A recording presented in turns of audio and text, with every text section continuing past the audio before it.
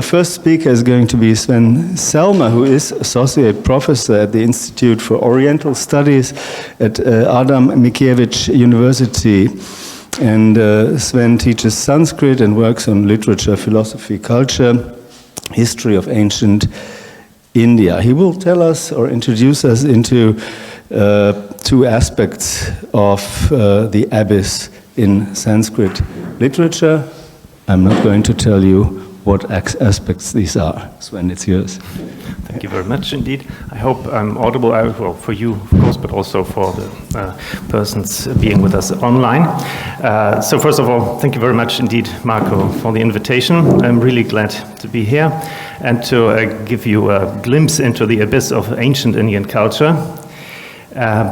There is some obvious problem, though, because if you deal with a, well, let's call this non-Abrahamic culture, and here, of course, I'm not the only one in this position, but I somehow happen to be the first one to speak. So if you come or are dealing with such a culture, it's no option to start from a given word in biblical terminology or in translation of the Bible. So where do we start? So where do I start? First, well, nevertheless, one might try to start with, let's call it, lexical approach. So one might start to look for with a superficial meaning of the word abyss and then look for a Sanskrit equivalent. This will not work, as we will see, but still perhaps it may be worth to have a brief look into that, well, blind alley of research. So, of course, we have to go to back to Greek here. The etymology of abyssos is quite clear, well, at least partly. The main point is that it derives from the noun abyssos, which means depth of the sea, and then you add this so-called alpha privativum, and in this way you can construct an exocentric compound, which means bottomless, and then you can substantivize this, and then you have, in this case, a feminine noun, which is, well, the abyss or underworld, or I took these meanings from Greek lexica, and you can try to proceed exactly in a parallel way in Sanskrit. Then you can start from the noun ghada, which means ground for standing on in water, or fort. So in shallow water there is some ground you can stand on. This is ghada, and then you can add also this alpha privativum, and then you have aghada, which then has the meaning bottomless, deep, or unfathomable. And actually this word, well, you could just construct this word, but as a matter of fact it exists, and it even is not so very rare. But as I found out very quickly, it just means very deep. So it's very rarely used in a metaphorical sense. So it's not really interesting for our conference. So we have to finish that area of research in that moment. But of course, there's another approach which I hope is more fruitful. That's called the conceptual approach. Then you have to look for a concept that is cognate or some way fitting to this Abrahamic one of abyss. And well, what I came up with is I tried to look for something I would call transcendent depth. This is, of course, not a well-defined concept, and it's only meant as a kind of indication for what I'm looking for in these old Indian texts. And luckily, then if you start looking for this concept of transcendent depth, you find things. And actually, I identified, let's say, two aspects of this kind of abyss, this abyss of creation and the abyss of damnation. So I will try to show that to you on concrete texts. And here I will mainly stay in the oldest phase of Indian literature, so-called Vedic period, which is very, very roughly from middle of the second millennium before Common Era till the middle of the first millennium. And actually the first text I have for you is also comes from, well, more or less from the later part of the older phase of the Vedic era. Well, you can date it more or less at 1,000 years for the Common Era. It's quite a well-known text, actually, from the Rig Veda. Rig Veda is the biggest and oldest collection of texts in India. These are, well, religious, most of them religious hymns. And one of these hymns I have, well, for the people here in the room, it's on the handout. I hope everyone has a handout. Well, old-fashioned way of presenting things. And I hope the people who are with us online can download it. This is the so-called hymn of creation. I think, well, I can just start by reading out the first half of the English translation. As you see, I gave translations also in other languages. Of course, I don't have time to go into details here, just, well, for you to check perhaps or to read at home. So this is the newest, though of course there are several English translations, this is the newest English translation. The non-existent did not exist, nor did the existent exist at that time. There existed neither the airy space nor heaven beyond.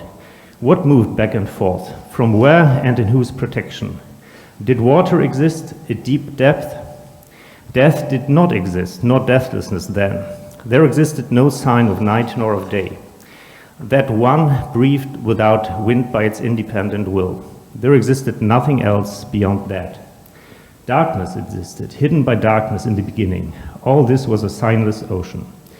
What existed as a thing coming into being, concealed by emptiness, that one was born by the power of heat. Then, in the beginning, from thought there evolved desire, which existed as the primal semen. Okay, you, well, probably find this a bit enigmatic, and rightly so. And of course, there are many riddles here, and also the translation of many parts of the text is quite, well, uncertain, but of course, I won't go into any of these details. Just, well, I think the main conception here is clear, that we have to do with creation, a creation from a primordial state, we're kind of self-creation, because what comes out of this creation is also the creator, and this is called, in a neutral term, the one. So here we have no gender problem, at least. And, well, of course, if you're looking at the abyss, the main, well, what interests us most is what I have in bold type here in the original, the translation, which was translated as, did water exist a deep depth? So what's clear here is the water, this is ambak, and the deep, which is gabira. Which is not clear is the third term, this gahanach, which might be taken as an adjective or as a noun. So if we would take it, and you can see that I have added also some additional translations below, and then you can see that some translators took it as a noun, some took it as an adjective. The ones who took it as a noun, actually also some of them used the words we encountered here, for example, abyss in Maure's translation from 1975. In one German translation by Thieme, he used actually the word Abgrund, and in the Polish translation you have Otchłań. And in the Russian translation you have the adjectival form of this biestna we had yesterday. So we meet with similar words, and probably we also meet a similar concept here, but we cannot be sure that Gahana actually is a noun. So, but this word occurs only once more in the in the Rig Veda in another context, so we also cannot be sure. In later times, it means something like thicket or something like this. So you can't take this term as the Sanskrit term for abyss, but you can say that in this certain context, is at least closely connected to this concept of transcendent depth. What does this transcendence express here? I would propose an interpretation where this lack of a bottom, this depth, stands for the lack of distinctions we have in this primordial water. So here, we saw that there are no distinctions. There are not even these very, very fundamental distinctions as between what exists and what does not exist, and between death and immortality. So there are none of these distinctions, and I would propose that this is exactly transcendent element of the depth that is which is expressed here. Of course, if we have time for questions, then I will be glad to answer any questions I might be able to answer on this text. Now I would like to change the dialect, so to speak. We come from language to mythology, and here this is a relief from the 11th century Common Era, so it's much later than the text, and I call it The Beauty, the Beast, and the Abyss. You, of course, see the beauty, at least I hope so, this small woman here, and the beast is also visible. I hope you see that this is a boar. And you might be wondering where the abyss is in this case. Therefore, I have to tell you the myth, which is illustrated by this relief.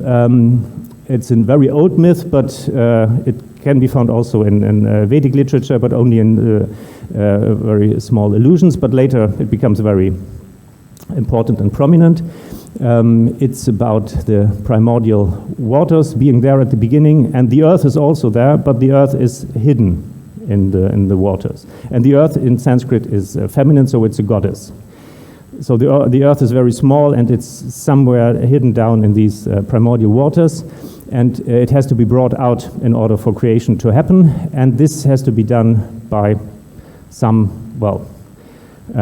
for some kind of transcendent intervention. In this case, the intervention is done by a boar. The boar dives into the waters, finds the earth, brings it to the surface, and this is actually shown here. So this is a kind of rescue operation here. And I think, one might interpret, in Vedic times you only have mentioned, there's only mention of a boar, but in later times, classical Hinduism, the boar is identified as an avatar of the highest god, Vishnu. So it's actually God who intervenes here, and I think this also, once more, shows that this is, this abyss of the waters is a transcendent abyss which has to be crossed, or by a divine actor, and this actor is the highest god in the shape of a boar. So this is perhaps, I would say it's kind of straightforward mythical interpretation of the same conception we had. So I will skip another small text I have. Perhaps if we have time I can go back to that, because this is quite unclear, and I will now stick to the main points just in order to finish in time. I'm going to come to the second aspect, this aspect of damnation, but I have to add, of course, that if I use terms like hell or damnation and so on, one has to be very careful not to think in Christian terms about these things, but it's difficult sometimes to you cannot really avoid using these things. You just have to try to keep this as Christian connotation free as possible. Sometimes, if I talk about damnation, everybody thinks hell, of course.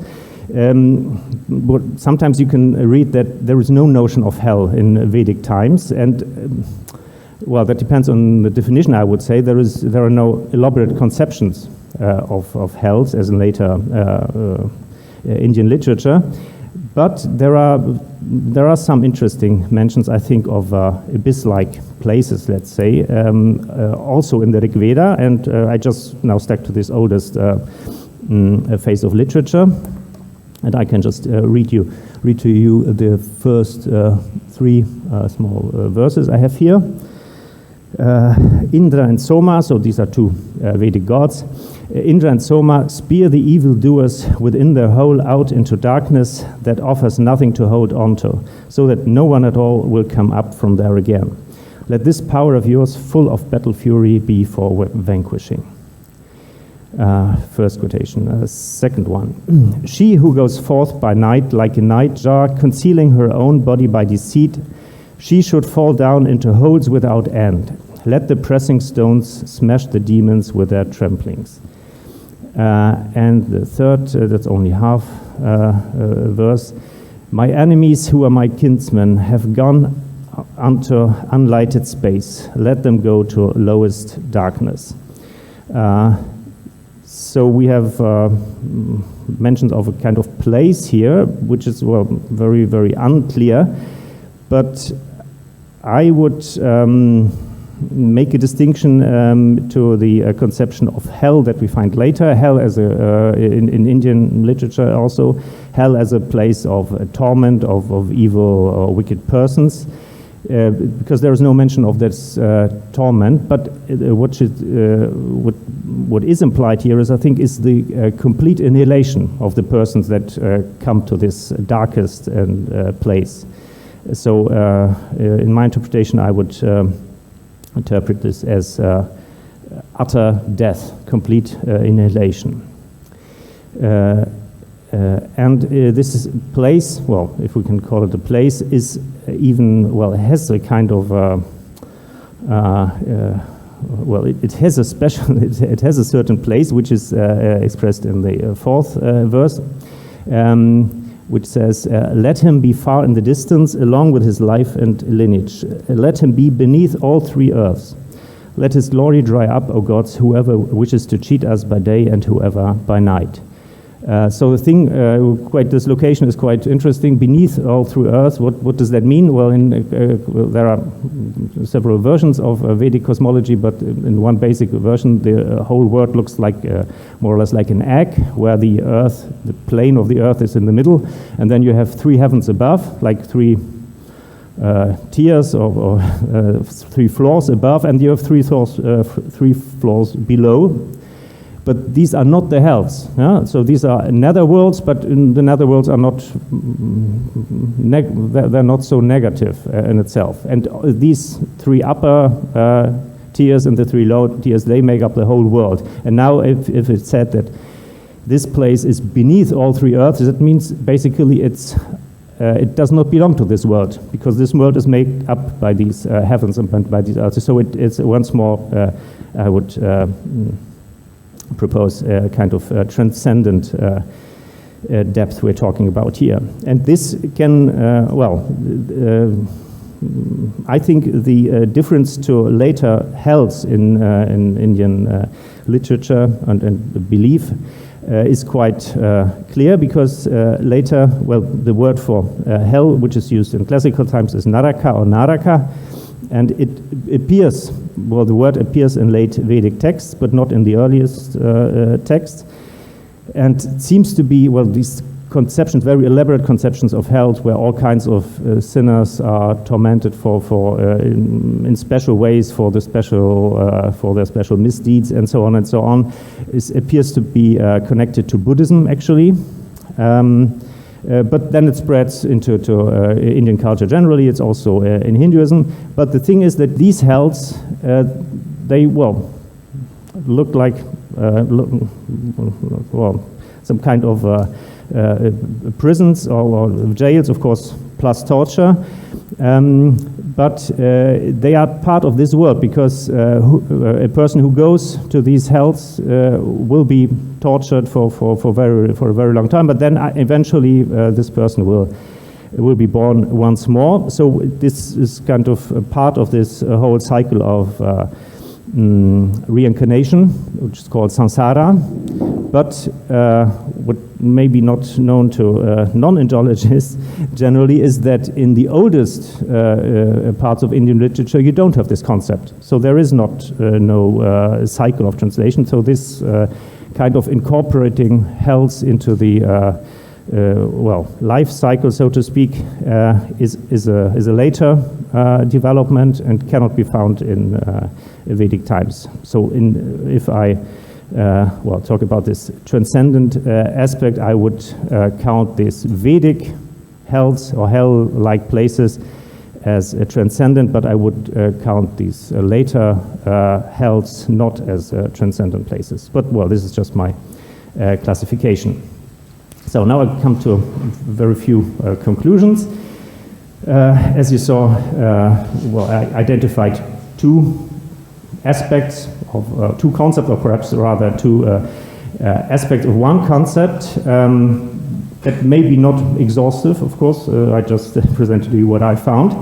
And if you try to order these two aspects, then you can say that you have some common traits. You have darkness, you have depth, but you also have a fundamental difference. One can say that the creative aspect is the positive aspect. There you have these, what we had in the first text, you have this lack of distinctions. What's in there, this is kind of raw material for creation, or even it's not only the material, it's also the actor of creation, one could say. So this is a positive aspect of this abyss, and the negative aspect would be that it's just death. So there's darkness, there is depth, and that's it. So no one comes out of it. So that would be the negative interpretation. And it seems to me at least that in these conceptions there are several aspects we already encountered. So hopefully there will be some bridgeheads for comparisons with the abysses discussed so far, or with the abysses that will come in the later presentations. For now, thank you very much for accompanying me on this journey through space and time, and hopefully we have some time for discussion. Thank you.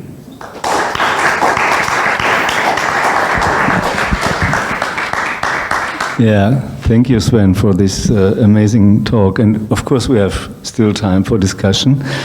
Right now, I have one, but I see, maybe I give the word to others if there are spontaneous questions now. Okay, yes, Yanni. Yeah.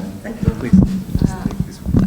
I have a question about etymology. Yeah. You made a passing remark about the etymology of Gahana, and told that it's later somewhere else used in the sense of thicket. Mm-hmm. And then I remembered the article by Schwitzer about the etymology of Greek besa, mm-hmm. which is also a wooded glen, or mm-hmm. also a thicket. Okay. Is as there from the side of Vedic etymology, this connection being made as well? Thank you very much. I will certainly check this. Well, the thing is, if we're talking about etymology, I have the same problem as in the morning. Normally in Sanskrit, you always try to find roots, and in many cases you do, but unfortunately in the case of Gahana, it's not so clear.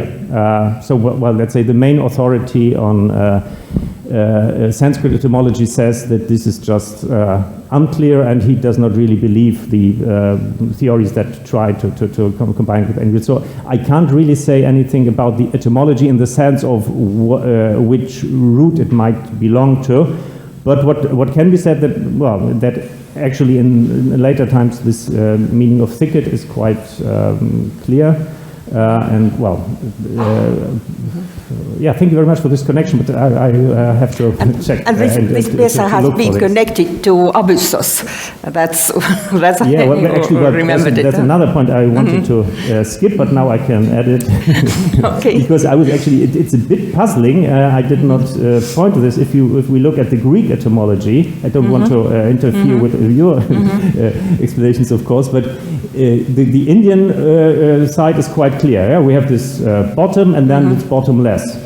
But here, if we believe this identification of Byssos as depth of the sea, then Byssos would just mean without depth, which normally should mean shallow, right? Just the opposite. So I'm not really sure what to make out of it, but actually maybe it's important to point out that this parallelism works just, well, in terms of word formation and so on, but it does not really work semantically unless we would submit that Byssos originally actually means the bottom of the sea, but that does not seem to be accepted by the, well, Greek authorities, so the etymologists. I'm not sure. Well, I'm not in a position to say anything more. Okay. Any more questions right now? Well, okay. I have one question. I'm interested in the, let's say, the genesis of health in general. Yeah. Okay. And one of your remarks on the hell, or the ideas of hell, gave me the inspiration to this question. So I wonder if the hell, how it is described in literatures like the one you talked about now, can still be called an abyss. Because hells are so much, so well organized at a certain stage. Well, thank you for that. Well, actually, I wanted to make this point, but perhaps it was a bit too quick. I would say that in Vedic literature, it's actually, well, if you would like to call it hell, that's not the hell we would probably imagine of a place of torture and so on, because as I showed you, it's rather, well, some kind of symbol for death. Well, that's my interpretation, at least. In any case, in Vedic literature, you don't find any of these descriptions. But then very quickly, there emerge lots of very, very detailed descriptions, and, well, as I said, connected probably to Buddhism. And I would not call these hells abysses. That's just what I was trying to make. So if I'm talking about this abyss, I'm talking about these Vedic conceptions of this place down below, the lowest place, and so on and so on. But if I'm talking about these later hells, these narakas, I would not classify that as abyss, at least not in this conceptual scheme I apply here with these transcendent depths. Yes, so you can describe and give some evidence of what has taken place, but is there any more evidence except for that you suppose that it might be connected to Buddhism of how it took place? I mean, the development from these... that's a very, very good but very difficult question. Actually, what's happening between Vedic culture and later culture and Buddhism in between, this is a very, very debated field. And, well, I personally have sympathies for the colleagues, for the theory that views Buddhism as kind of expression of a non-Vedic culture, which just somehow emerges in that place. So then, if this explanation is correct, then that would mean that they develop their own conceptions of hell, which are actually conceptions of places where people are tortured and so on and so on and so on, and then they meet these Vedic conceptions, and what comes out of it is just a synthesis. So that's not really development. And I suppose that this is the right explanation, but there are also people who try to more or less try to find most what is later already in the Vedas. So they would try to find places where perhaps small you have a small indication that already in the Vedas people thought of these places as places of torture and so on and so on. But I'm rather sympathetic with this account that this is kind of more or less outside influence, and then you have a new conception which then becomes pan-Indian. Mm-hmm. Mm-hmm. Thank you. Yes. Yeah, thanks a lot. It's very interesting that you, at the end, then came back to this, to the two sides of this notion of, well, conception, which can correspond to the abyss, of the raw material for creation. So, as opposed to what we've just heard about the Islamic and also to some degree about the Hebrew, for you in Sanskrit, it's very clear that it has both elements. So it is destructive, but also creative and constructive. Yeah, so I would say, well, of course, you don't have it in one text, because I could say I have two, well, I identified, hopefully at least two conceptions, and what links them is that in both cases you have these elements of darkness and of depth. And then, well, for me these are two aspects of one thing, but I think you could also take a stance and say, so okay, you have two conceptions. You have one creative conception, call it however you like, and then you have a second conception. This is just the this death, damnation conception, and then you have two conceptions. And then, of course, it would be, but I'm not aware of any text where we have both things in the same text, or where the same, for example, let's say, one could imagine a text where this word Gahana is used for this place down below, but actually Gahana is used only twice, so that can't be the case. But I'm not aware of a text that links both of these aspects. But that's a very good suggestion, actually. Well, I should try to perhaps find some indication of that. So, but it is still the same idea of agada and agada, yeah. Because I somehow missed this the word that you attached that to. Well, but I would say this gada agada, which is actually is not what I'm talking about, because this is not used metaphorically, or at least normally is not. So what is the other term? If you are interested in words, I would say that in the Vedic account you have everything on the handout, and so this is this gahana and this ambach, so the water, the Gahana, whatever that exactly means, and Gambira, which means deep. Yeah? So these are the elements. And if you if you look for these hell-like concepts, you have there is no one word. You have there are more places also. Of course, this is just a selection. So we have words like that denote more or less something like a pit or deep crevice, something like this, or words of that kind. And then you have words for darkness, and then you have and also words for depth. So finally, that's why I was a little bit confused. So finally, there's not really a concept at all for these two aspects.